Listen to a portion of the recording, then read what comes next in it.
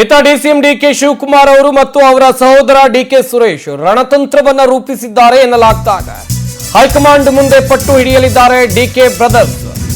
ಕಳೆದ ರಾತ್ರಿಯೇ ಡಿಸಿಎಂ ಡಿಕೆಶಿ ಅವರ ಸಹೋದರ ಡಿಕೆ ಸುರೇಶ್ ಚರ್ಚೆಯನ್ನ ಮಾಡಿದ್ದಾರೆ. ರಹಸ್ಯ ಮಾತುಕತೆಯನ್ನ ಈ ಇಬ್ಬರು ಸಹೋದರರು ಮಾಡಿದ್ದಾರೆ ಎನ್ನುವಂತ ಮಾಹಿತಿ ಇದೆ. ಸಿಎಂ ಗಾದಿಗಾಗಿ ಪಟ್ಟು ಹಿಡಿಯೋಕೆ ಸಹೋದರರು ತಂತ್ರಗಾರಿಕೆಯನ್ನ ಮಾಡ್ತಾ ಇದ್ದಾರೆ.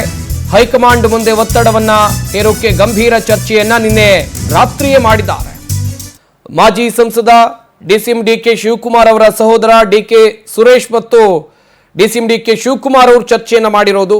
ಮುಂದೆ ಯಾವ ರೀತಿಯಾಗಿ ನಮ್ಮ ನಿರ್ಧಾರ ಇರಬೇಕು, ಹೈಕಮಾಂಡ್ ನಾಯಕರನ್ನ ಯಾವ ರೀತಿಯಾಗಿ ಫೇಸ್ ಮಾಡಬೇಕು, ನಮ್ಮ ಅಭಿಪ್ರಾಯವನ್ನ ಅವರಿಗೆ ಯಾವ ರೀತಿಯಾಗಿ ಹೇಳಬೇಕು, ಈ ಎಲ್ಲಾ ವಿಚಾರಗಳ ಕುರಿತು ಇಬ್ಬರು ರಹಸ್ಯವಾಗಿ ಚರ್ಚೆಯನ್ನ ಮಾಡಿದ್ದಾರೆ. ತಂತ್ರಗಾರಿಕೆ ಬಗ್ಗೆ ಚರ್ಚೆಯನ್ನ ಮಾಡಿದ್ದಾರೆ ಎನ್ನುವಂತ ಮಾಹಿತಿ ಕಾಂಗ್ರೆಸ್ ಮೂಲಗಳಿಂದ ಸಿಕ್ಕಿದೆ. ಹೈಕಮಾಂಡ್ ಮುಂದೆ ಪಟ್ಟು ಹಿಡಿಯೋಕೆ ಸತತ ಪ್ರಯತ್ನಗಳು ಆಗ್ತಾ ಇದೆ.